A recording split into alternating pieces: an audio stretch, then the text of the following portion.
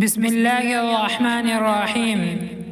حضرت عبادہ بن صامت رضی اللہ تعالیٰ عنہ سے روایت ہے کہ رسول اللہ صلی اللہ علیہ وسلم نے ارشاد فرمایا، جس کی رات کو آنکھ کھل جائے اور پھر وہ یہ پڑھ لے، لا الہ الا اللہ وحدہ لا شریک لہ لہ الملک ولہ الحمد وہو علی کل شیء قدیر، الحمدللہ وسبحان اللہ ولا الہ الا اللہ واللہ اکبر ولا حول ولا قوت الا باللہ، اور اس کے بعد اللہم اغفر لی، اے اللہ میری مغفرت فرما دیجئے کہے، یا کوئی اور دعا کرے تو اس کی دعا قبول کی جاتی ہے۔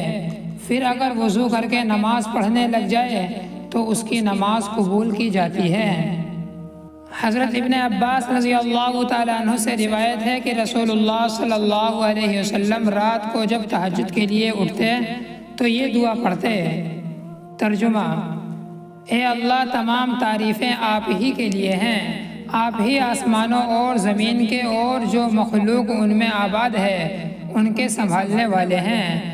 تمام تعریفیں آپ ہی کے لیے ہیں، زمین و آسمان اور ان کی تمام مخلوقات پر حکومت صرف آپ ہی کی ہے۔ تمام تعریفیں آپ ہی کے لیے ہیں، آپ زمین و آسمان کے روشن کرنے والے ہیں۔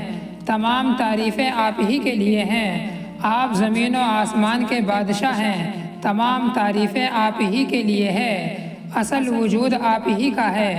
آپ کا وعدہ حق ہے، ٹل نہیں سکتا، آپ سے ملاقات ضرور ہوگی۔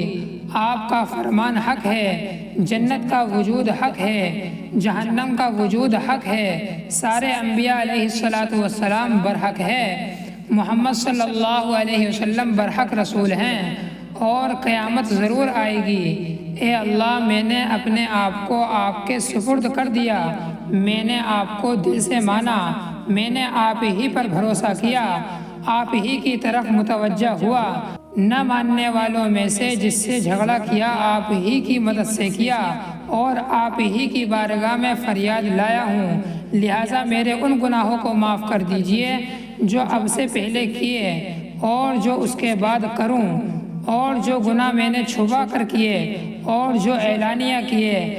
آپ ہی توفیق دے کر دینی اعمال میں آگے بڑھانے والے ہیں، اور آپ ہی توفیق چھین کر پیچھے ہٹانے والے ہیں۔ آپ کے سوا کوئی معبود نہیں ہے، بھلائی کرنے کی طاقت اور برائی سے بچنے کی قوت صرف اللہ تعالیٰ ہی کی طرف سے ہے۔ حضرت ابو ہریرہ رضی اللہ تعالیٰ عنہ سے روایت ہے کہ رسول اللہ صلی اللہ علیہ وسلم نے ارشاد فرمایا، رمضان المبارک کے بعد سب سے افضل روزے ماہ محرم کے ہیں، اور فرض نمازوں کے بعد سب سے افضل نماز رات کی ہے۔ حضرت ایاز بن معاویہ مزنی رحمہ اللہ سے روایت ہے کہ رسول اللہ صلی اللہ علیہ وسلم نے ارشاد فرمایا، تہجد ضرور پڑھا کرو، اگرچہ اتنی تھوڑی دیر ہی کے لیے ہو جتنی دیر میں بکری کا دودھ دہا جاتا ہے، اور جو نماز بھی عشاء کے بعد پڑھی جائے وہ تہجد میں شامل ہے۔ فائدہ: سو کر اٹھنے کے بعد جو نفل نماز پڑھی جائے اسے تہجد کہتے ہیں۔ بعض علماء کے نزدیک عشاء کے بعد سونے سے پہلے جو نفل پڑھ لیے جائیں وہ بھی تہجد ہے۔ اللہ تعالی ہم سب کو ان باتوں پر عمل کرنے کی توفیق عطا فرمائے۔